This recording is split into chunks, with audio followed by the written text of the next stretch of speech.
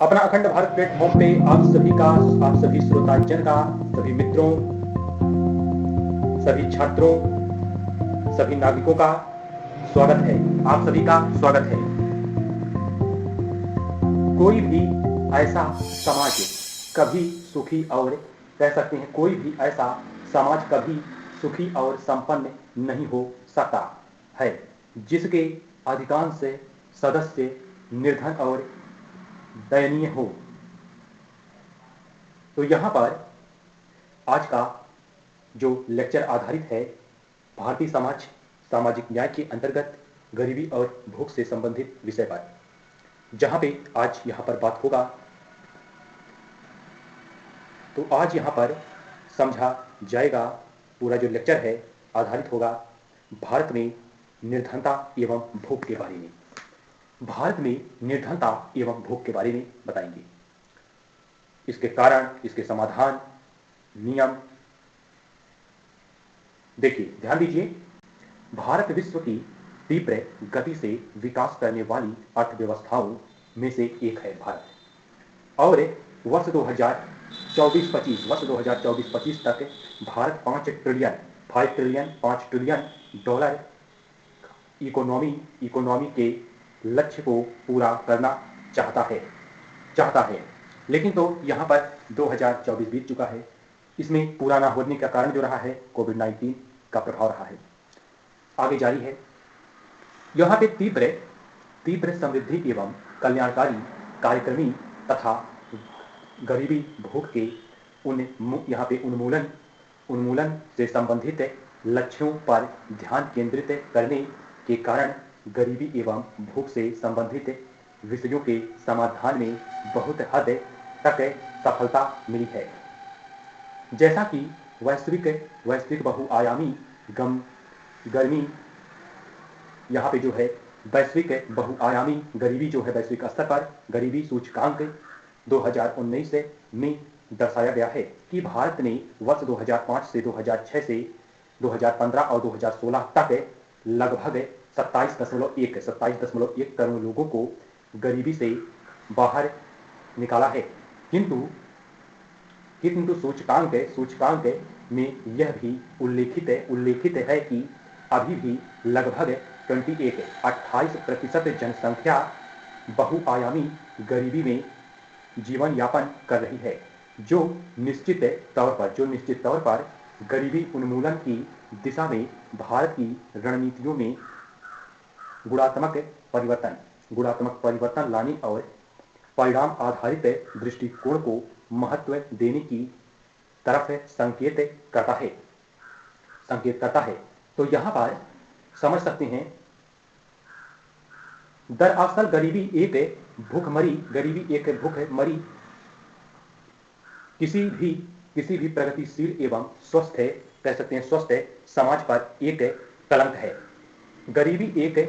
गरीबी एवं भूखमरी, गरीबी कहें या भूखमरी कहें, किसी भी प्रगतिशील एवं स्वस्थ समाज पर एक कलंक है।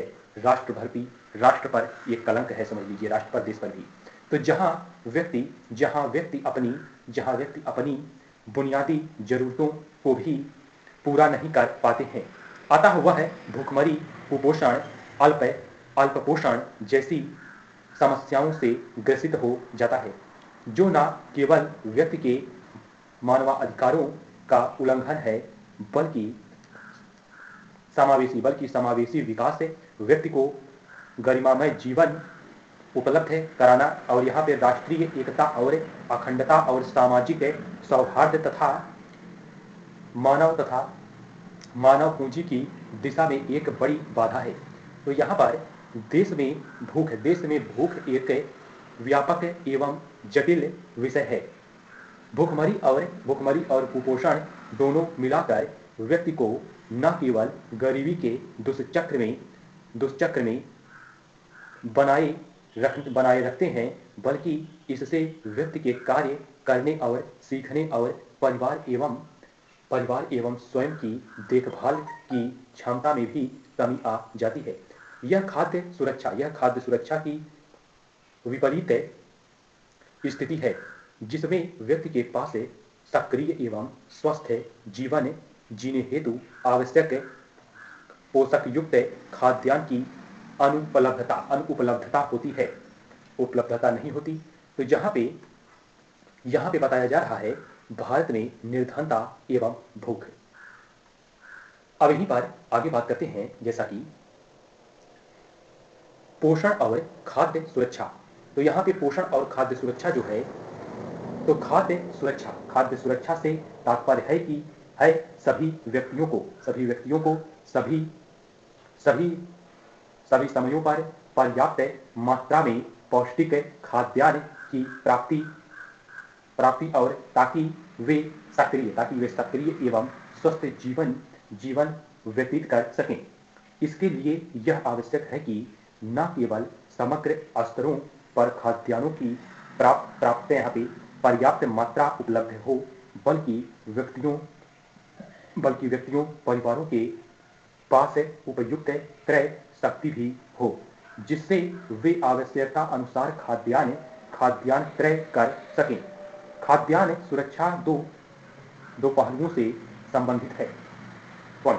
तो यहाँ पे मात्रात्मक पहलू जो है और दूसरा है गुणात्मक पहलू।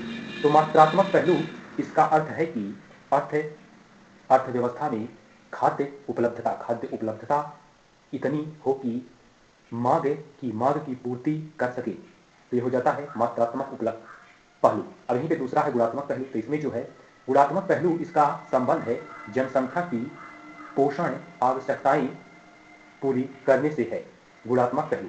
अब आगे तो यहाँ पे खाद्य सुरक्षा के मुख्यतः मात्रात्मक एवं गुणात्मक पहलुओं के समाधान हेतु भारत सरकार ने 3 खाद्य सुरक्षा कार्यक्रम चलाए हैं। नंबर 1 सार्वजनिक वितरण प्रणाली, नंबर 2 एकीकृत बाल विकास सेवा ICDS जिसे कहते हैं, तीसरा है पीएम पोषण शक्ति निर्माण योजना। तो ये हो गए खाद्यान्न सुरक्षा कार्यक्रम के अंतर्गत चलाए गए हैं। भारतीय संदर्भ में मात्रात्मक पहलू से अधिक गुणात्मक पहलू गंभीर स्थिति में है। खाद्यान्न उत्पादन में वृद्धि के बावजूद भी भारत की जनसंख्या का बड़ा भाग पौष्टिक व गुणवत्तापूर्ण भोजन से वंचित है। विशेषकर महिलाएं एवं बच्चे। इससे यह पता चलता है कि देश में भूख मिटाने और खाद्य सुरक्षा सुनिश्चित करने का एकमात्र उपाय पर्याप्त खाद्यान्न उत्पादन नहीं है। इसके अतिरिक्त कई कारण हैं जो खाद्य सुरक्षा की स्थिति में बाधक हैं, जैसे वितरणात्मक न्याय का अभाव तथा लोगों की निम्न क्रय क्षमता एवं इसके साथ देश की खाद्य सुरक्षा को बिगाड़ने वाले कारक हैं। तो खाद्य कीमतों में वृद्धि, आपूर्ति श्रृंखला में ढांचागत कमियां और कृषि भूमि का घटता क्षेत्र उत्पादन प्रौद्योगिकी एवं तकनीकों का अभाव, खाद्य सामग्रियों का निम्न प्रबंधन और वितरण शासन तंत्र में दक्षता एवं पारदर्शिता का अभाव। एक सरकारी अध्ययन के आंकड़ों के अनुसार भारत में प्रति एक वर्ष 67 लाख टन खाद्यान्न बर्बाद हो जाता है। भारत में हर साल जितना खाद्यान्न बर्बाद होता है वह ब्रिटेन के राष्ट्रीय उत्पादन से ज्यादा है। साथ ही इतना खाद्यान्न बिहार के लिए वर्ष भर के लिए काफी है।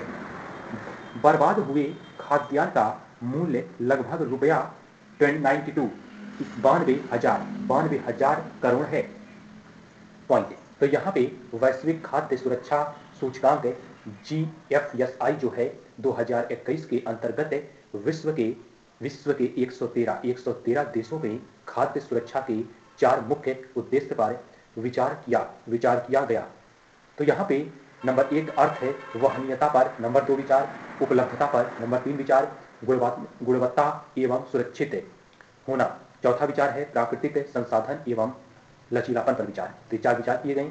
यहाँ पर पॉइंट GFSI उक्त प्रथम 3 श्रेणियों के आधार पर विभिन्न देशों को यहाँ पे विभिन्न देशों को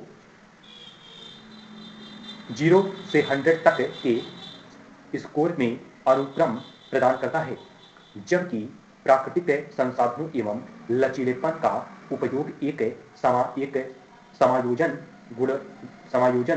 गुणांक के रूप में किया जाता है। 100 अंकों के अनुक्रम को सर्वाधिक अनुकूल माना जाता है। GFSI का मुख्य लक्ष्य एक समयबद्ध रीति से यह आकलन करना है कि किन देशों में खाद्य असुरक्षा की संभावना सबसे अधिक है और किनमें सबसे कम है। और यहाँ पर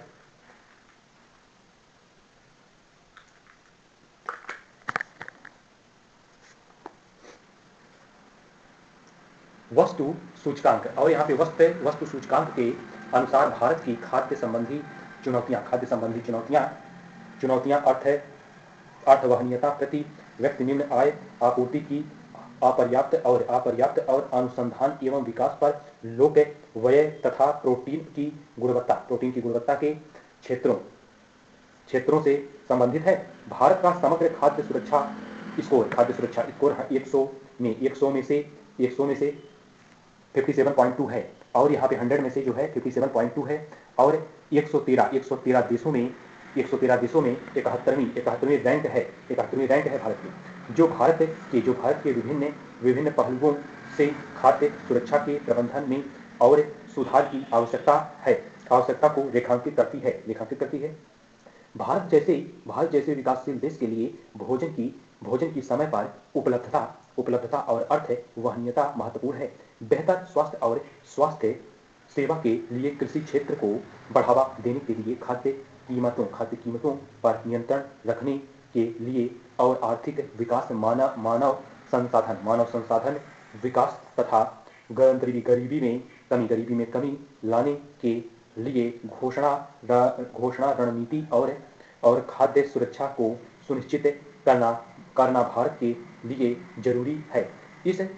इसलिए खाद्य सुरक्षा को सुनिश्चित करने के लिए बेहतर खाद्य भंडारण की रणनीति, कार्यक्रमों एवं नीतियों का उचित क्रियान्वयन, ग्रामीण शहरी आर्थिक संबंधों को बढ़ावा देना, फलतः विविधीकरण, कृषि में प्रौद्योगिकी के उपायों को बढ़ावा देना, भागीदारी और नियोजन संचार विधियों का उपयोग करते हुए प्रमुख पारिवारिक स्वास्थ्य एवं पोषण प्रक्रियाओं का, स्थानीय सामुदायिक शिक्षा का प्रयास इत्यादि प्रयासों को महत्व देने की आवश्यकता है इत्यादि पॉइंट है। तो यहाँ पर बताया गया, तो ये रहा पोषण और खाद्य सुरक्षा की बात हुई। अब यहीं पे बात करते हैं निर्धनता एवं भूख के कारण। तो प्राथमिक क्षेत्र की उपेक्षा के कारण इस क्षेत्र में निरंतर पतन जारी है। देश की जनसंख्या में प्रत्येक वर्ष करोड़ों लोगों की वृद्धि हो रही है, जबकि कृषि विकास दर निम्न बनी हुई है। भूख और गरीबी एक दूसरे के पूरक हैं। गरीबी खाद्य असुरक्षा का सबसे सामान्य कारण है। भारत में भूख और गरीबी का एक मुख्य कारण कृषि क्षेत्र में कम उत्पादन की दर का होना है। कृषि योग्य भूमि का विखंडन भूमि की समस्या को बढ़ाने वाला एक और महत्वपूर्ण जो है कारण है। आंकड़ों से पता चलता है कि ग्रामीण क्षेत्रों में एवं कृषिगत गतिविधियों में संलग्न व्यक्तियों अथवा समुदाय में निर्धनता एवं भूख की समस्या सबसे अधिक भयावह है। तो यहाँ पे भूख और कुपोषण को कम करने हेतु चलाई जा रही सरकारी योजनाओं में भ्रष्टाचार एवं भारी रिया यहाँ पे भारी रिसाव की स्थिति तथा इनका इनका अकुशल और अप्रभावी कार्यान्वयन समस्या को और अधिक जटिल बनाते हैं। केवल यहाँ पे कार्यक्रम जो है, केवल कार्यक्रमों या योजनाओं को बनाना ही पर्याप्त नहीं है, बल्कि इसके लिए लक्षित कार्यक्रमों को नियोजित ढंग से सही प्रकार से क्रियान्वित करने की आवश्यकता है, चलाने की आवश्यकता है, जिसके लिए राजनीतिक इच्छा शक्ति का होना आवश्यक है। और यहाँ पे भारत एक विशाल एवं विविधतापूर्ण देश है, जो कि राज्य और इसके घटकों में विभाजित होने के साथ साथ जातीय समूहों आदि में वर्गीकृत है। इतने बड़े विविध दूर दराज के क्षेत्रों में गरीबी निवारक योजनाओं और संसाधनों और सेवाओं को दक्षतापूर्ण तथा प्रभावी ढंग से पहुंचाना भी भारत के लिए एक बड़ी समस्या है। तो यहाँ पे शासन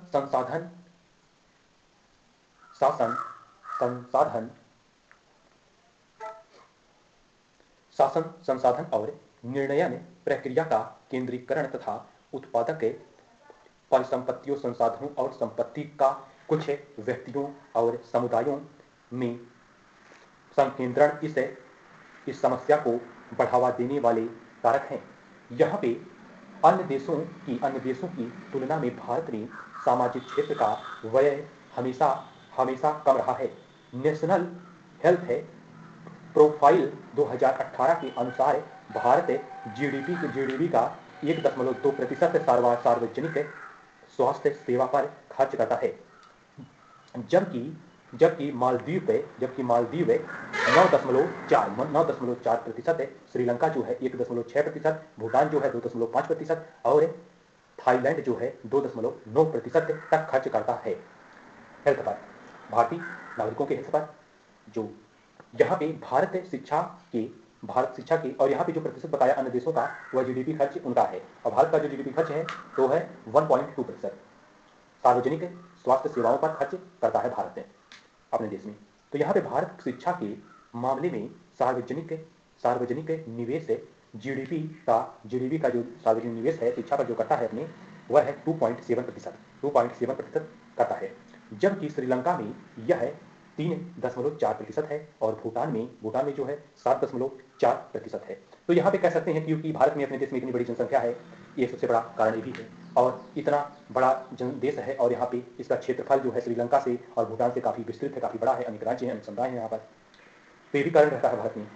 और यहाँ पर जानिए, बेरोजगारी, अज्ञानता और शिक्षा की कमी, शिक्षा और स्वास्थ्य सेवाओं तक पहुंच का अभाव जो है, योजनाओं के कार्यान्वयन में सरकारी तंत्र द्वारा अप्रभावी प्रदर्शन और समन्वित बहुक्षेत्रीय दृष्टिकोण को अपनाना और इत्यादि भी भूख की समस्या के प्रमुख कारण हैं भारत में। तो यहाँ पे समझा गया। तो ये रहा निर्धनता एवं भूख के कारण की बात हुई।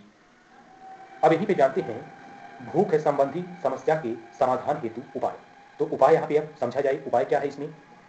तो यहाँ पे भूख संबंधी समस्या के समाधान हेतु उपाय, तो उपाय है खाद्यान्नों के मूल्यों में उतार चढ़ाव को रोकना तथा खाद्यान्नों का उचित प्रबंधन अति आवश्यक है, ताकि खाद्यान्नों की जो बर्बादी है उसे रोका जा सके, जो देश में बर्बाद होता है। और यहाँ पे खाद्यान्न भंडारण गृहों की क्षमता और उनके उन्नतीकरण को और बेहतर करना चाहिए और कृषि योग्य उपजाऊ भूमि के गैर कृषि प्रयोजनों के लिए अधिग्रहण पर रोक लगाना और गांव और कृषि से क्रमशः शहरों और गैर कृषि व्यवसायों में होने होने वाले पलायन को रोकना। और यहाँ पे भूख और लैंगिक असमानताओं के बीच सीधा संबंध है।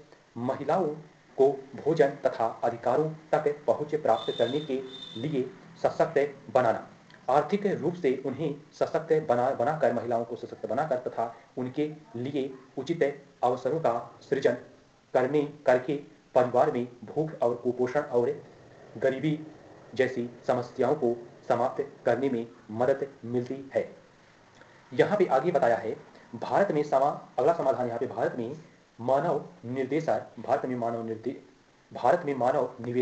तो भारत में मानव निवेश पर जो है बहुत कम व्यय किया जाता है, जबकि स्वास्थ्य एवं कुशल मानव संसाधन किसी भी देश की महत्वपूर्ण पूंजी होती है। तो यहाँ पे आगे जो राष्ट्र के विकास एवं संस्कृति, यहाँ पे समृद्धि, राष्ट्र के विकास एवं समृद्धि को नई ऊंचाइयों तक पहुंचा सकते हैं। अतः मानव निवेश पर सरकार को बेहतर नीति के साथ साथ पर्याप्त धन भी आवंटित करना चाहिए प्रत्येक नागरिकों पर जो गरीबी रेखा से नीचे हैं, जो निर्धन है, गरीब हैं, और यहाँ पे दबे वर्ग हैं सभी के लिए, और यहाँ पे कमजोर और अति संवेदनशील वर्गों के लिए सामाजिक सुरक्षा दें और खाद्य सुरक्षा की जटिल प्रकृति के लिए एक बहुक्षेत्रीय दृष्टिकोण की आवश्यकता होती है, जो सिविल सोसाइटी, गैर सरकारी संगठन और सार्वजनिक तथा निजी संगठनों को संलग्न करता है।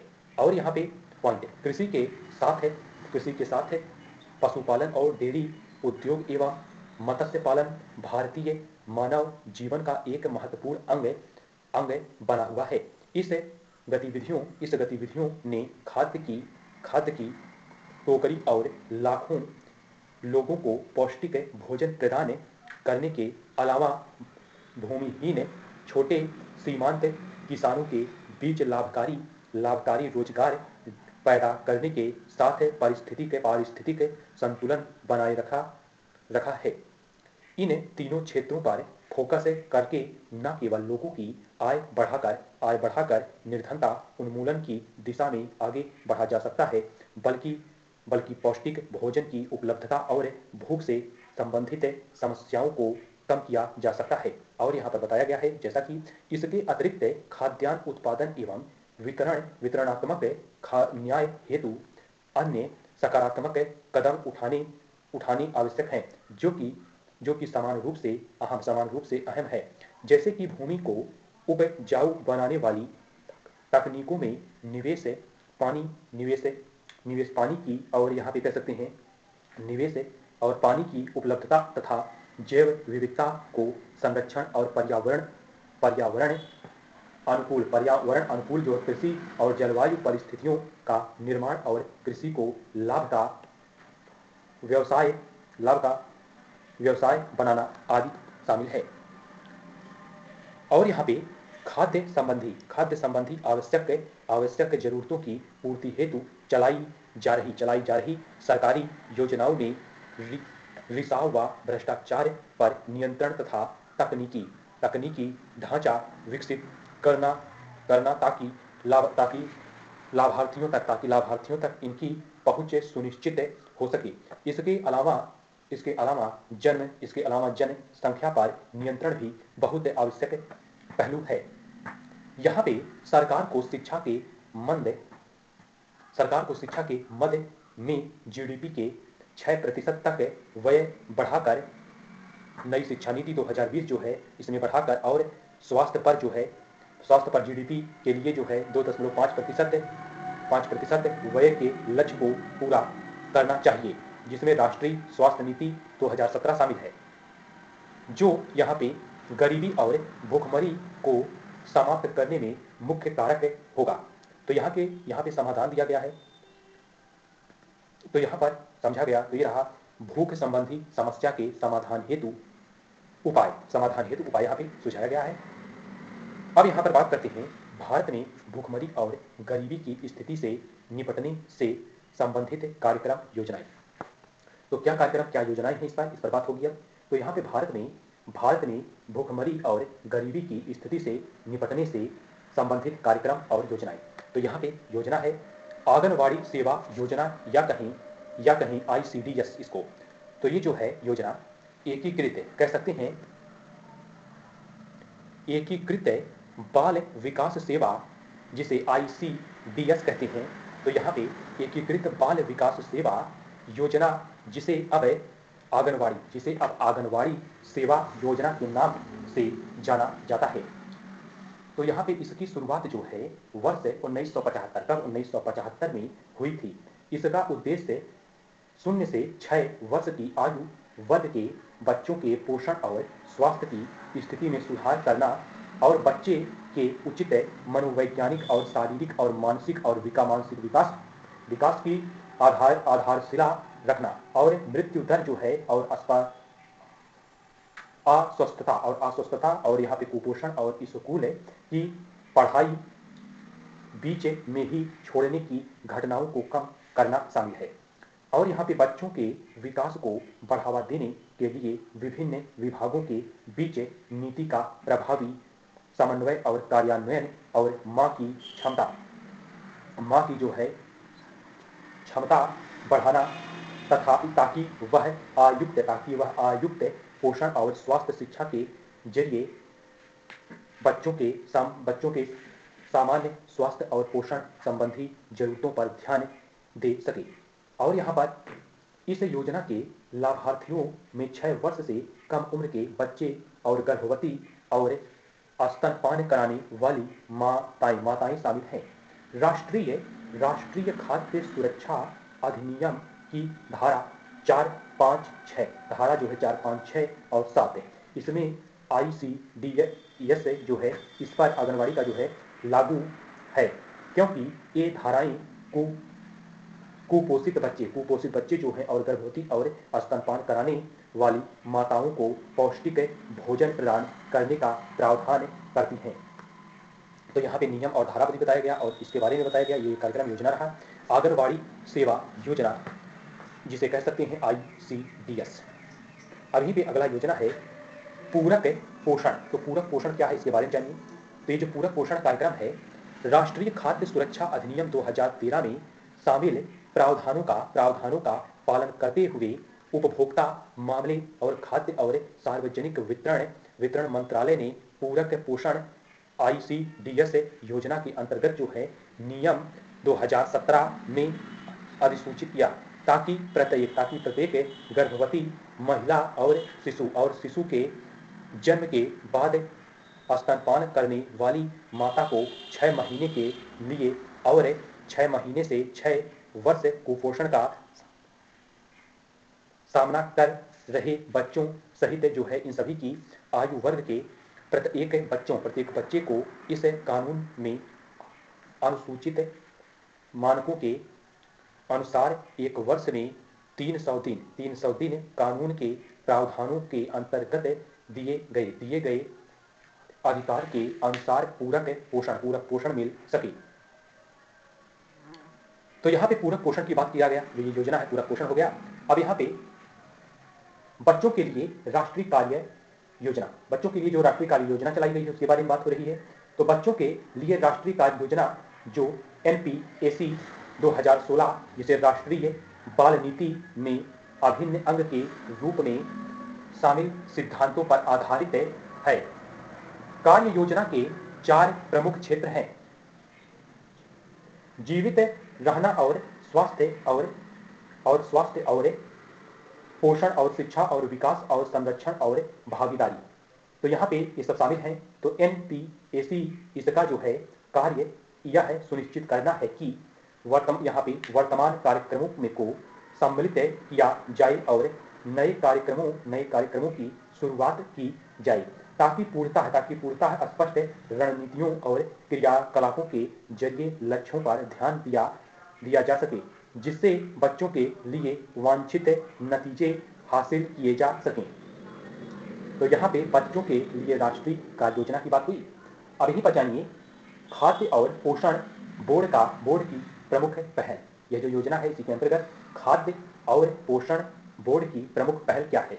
तो इसका जो प्रमुख पहल है खाद्य और पोषण बोर्ड की जो प्रमुख पहल है इसमें तो महिला और बाल विकास के अंतर्गत खाद्य और पोषण बोर्ड यहाँ पर 4 खाद्य जांच प्रयोगशालाएं स्थापित करने की प्रक्रिया में है यह बोर्ड।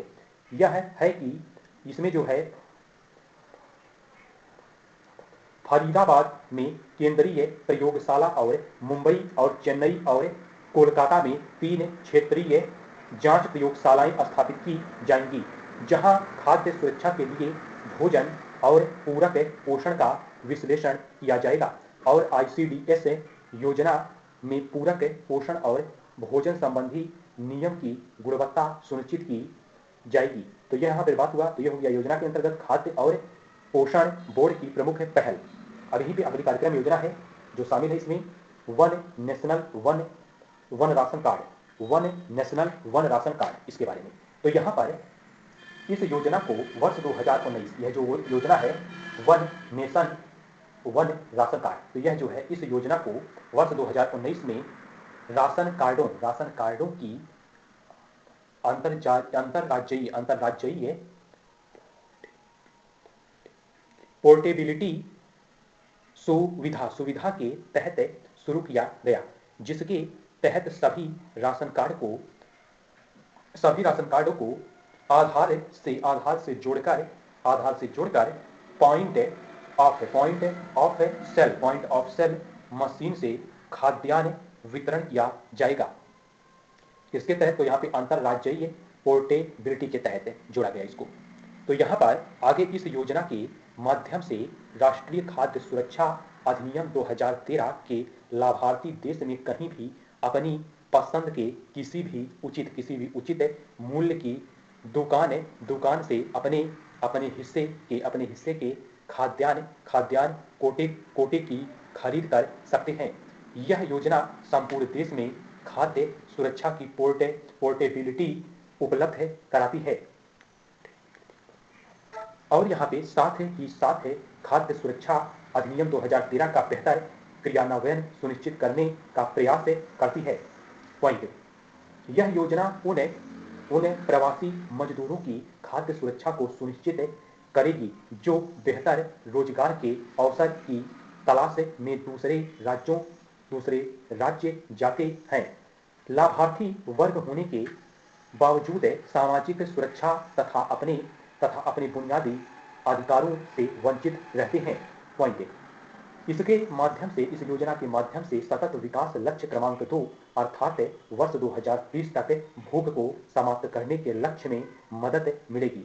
भोजन का अधिकार तथा नागरिकों तक बुनियादी सुविधाओं की आपूर्ति सुनिश्चित करने की दिशा में भी अग्रसर हो सकेगी।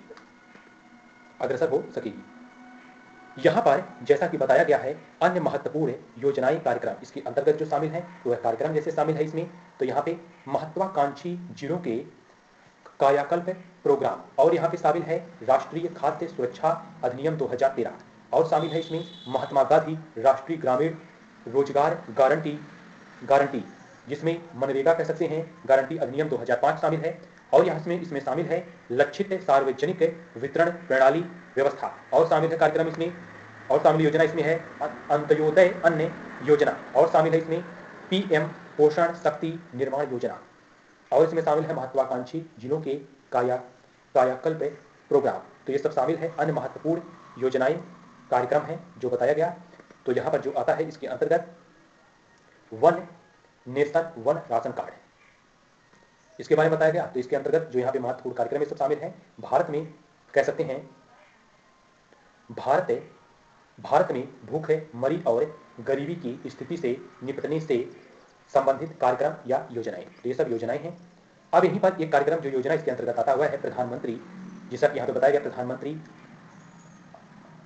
अन्नदाता आय संरक्षण अभियान, जिसे कह सकते हैं पीएम आशा। तो यह जो कार्यक्रम है इसमें जो कार्य है उद्देश्य है, तो इसमें सरकार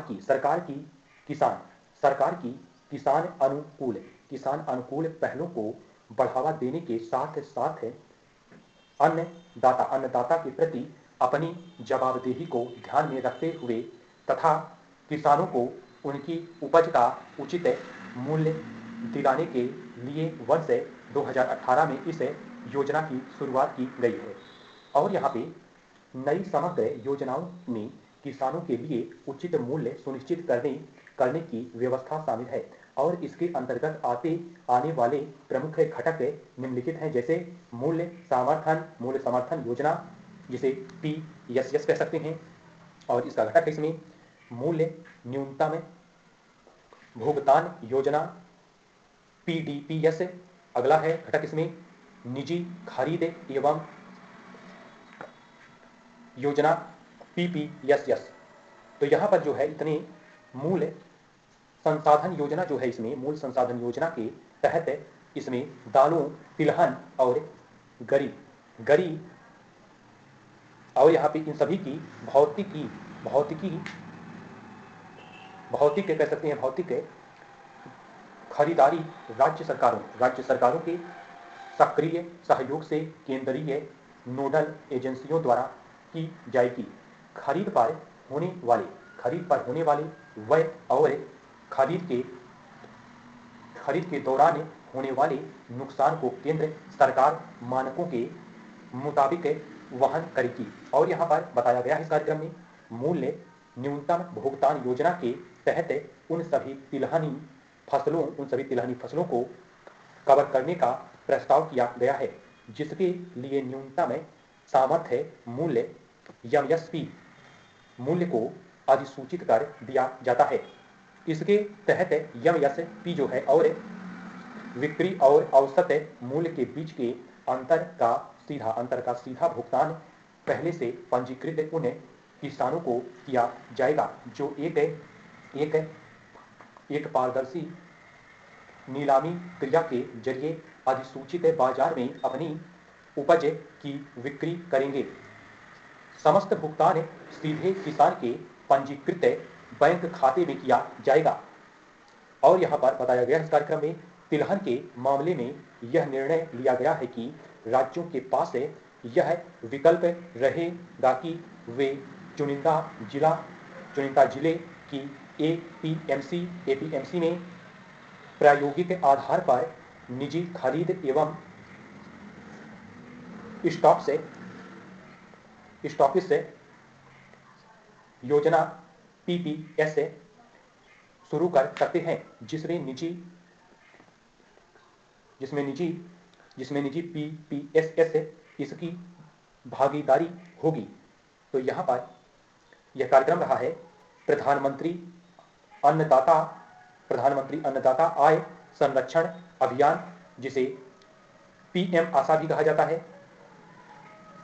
तो इस कार्यक्रम के बारे में बताया गया और यहाँ पर बताया गया है one nation one ration card के बारे में। और इसके पहले यहाँ पे अध्ययन किया गया खाद्य और पोषण बोर्ड की प्रमुख पहल के बारे में समझा गया और यहाँ पे बच्चों के लिए राष्ट्रीय कार्यक्रम क्या है उसके बारे में यहाँ पे सुझाव दिया गया है और पूरक पोषण की योजना क्या इसके बारे में बताया गया है। और यहाँ पर आंगनवाड़ी सेवा योजना या कहे ICDS के बारे में यहाँ पे समझा गया। तो यह हो जाता है यहाँ पे जो योजना कार्यक्रम, इसके अंतर्गत भारत में भूखमरी और गरीबी की स्थिति से निपटने में संबंधित कार्यक्रम योजनाएं यह सब चल रही हैं। और इसके पहले यहाँ पर अध्ययन किया गया जो बताया गया भूख संबंधी समस्या के समाधान हेतु उपाय। और यहाँ पर अध्ययन किया गया निर्धनता एवं भूख के कारण के बारे में यहाँ पे बताया गया। और आज का यह टॉपिक जो है, आज का पूरा लेक्चर आधारित रहा है भारत में निर्धनता एवं भूख के बारे में। भारत में निर्धनता एवं भूख है। तो यहाँ पे कह सकते हैं निर्धनता और भूख गरीबी यह राष्ट्र के नागरिकों के लिए एक ऐसा घटक है जो राष्ट्र के सत्य पथ के विकास में एक सबसे बड़ी बाधा है और कलंक है। तो यहाँ पे एक विकसित देश बनाने के लिए, विकसित राष्ट्र बनाने के लिए जो निर्धनता है, गरीबी है, इसे एक विकासशील रास्ते पर चलाते हुए विकास की तरफ बढ़ाना है और गरीबी भूखमरी को खत्म करना है। क्योंकि ग्रामीण क्षेत्र में, शहरी क्षेत्र में, अन्य पूरे राष्ट्र के अनेक क्षेत्रों में गरीबी, भूखमरी, निर्धनता जो है मानव समाज का एक सबसे बड़ा दुर्व्यवहार है, कह सकते हैं। यहाँ पे देश का, राष्ट्र का विकास प्रत्येक नागरिक से जुड़ा है। तो यहाँ पर आज का लेक्चर बस इतना ही। मिलते हैं अगले वीडियो में अगली जानकारी के साथ। तब तक के लिए अपने इस भारतीय सबसे स्वतंत्र नागरिक राघवेंद्र को इजाजत दीजिए। जय हिंद, जय भारत।